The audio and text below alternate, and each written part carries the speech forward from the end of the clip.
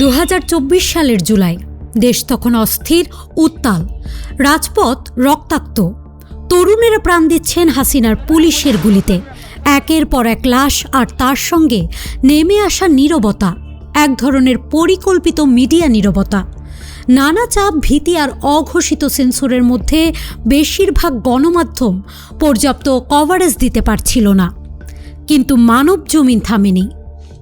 প্রতিদিন লিড নিউজে ছিল হাসিনার পুলিশের গুলিতে কয়জন নিহত, পাতা জুড়ে ছাপা হয়েছে হেলমেট পরা ছাত্রলীগ সন্ত্রাসীদের ছবি। সংখ্যাটা শুধু পরিসংখ্যান ছিল না, ছিল রাষ্ট্রীয় সহিংসতার দলিল। ফলাফল দ্রুত এসেছে, হুমকি, মামলা, ফোন কল। বলা হয়েছে বন্ধ করে দেয়া হবে পত্রিকা, সম্পাদকদের করা হবে গ্রেফতার, নিয়মিত চলছে গোয়েন্দা নজরদারি। কিন্তু এই গল্প শুধু 2024-এর জুলাইয়ের নয়। পুরো স্বৈরাচারী শাসন আমল জুড়েই হাসিনা সরকারের অন্যতম টার্গেট ছিল মানব জমিন। কারণ একটাই, টুটি চেপে রাখা গণমাধ্যম হতে রাজি হয়নি পত্রিকাটি।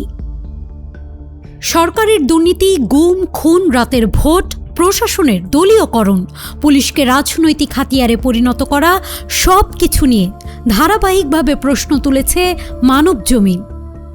17 বছরের শাসন আমলে যে গুটি কয়েক মিডিয়া আওয়ামী লীগের অপকর্ম নিয়ে প্রকাশ্যে সরব ছিল, মানব জমিন তাদের অন্যতম। দলীয় রাজনীতির অপব্যবহার, রাষ্ট্রীয় প্রতিষ্ঠানের নিরপেক্ষতা ভেঙে দেয়া, এমনকি পররাষ্ট্রনীতিতে অস্বচ্ছ নির্ভরশীলতা, এসব নিয়েও দিনের পর দিন লিখেছে পত্রিকাটি। জনগণকে জানিয়েছে অস্বস্তিকর সত্য, সচেতন মানুষের মনে তুলেছে প্রশ্ন।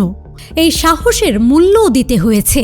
বারবার মামলা, সম্পাদকদের বিরুদ্ধে হয়রানি, গোয়েন্দা নজরদারি, তবুও থামেনি মানব জমিন।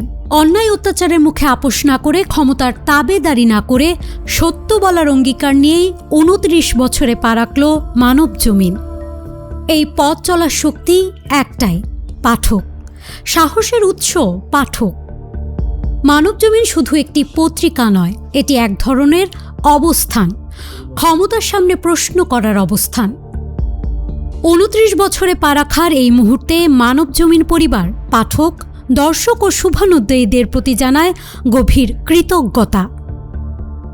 কারো তাবেদারি ছাড়া সত্যের পক্ষে লড়াই চলবেই।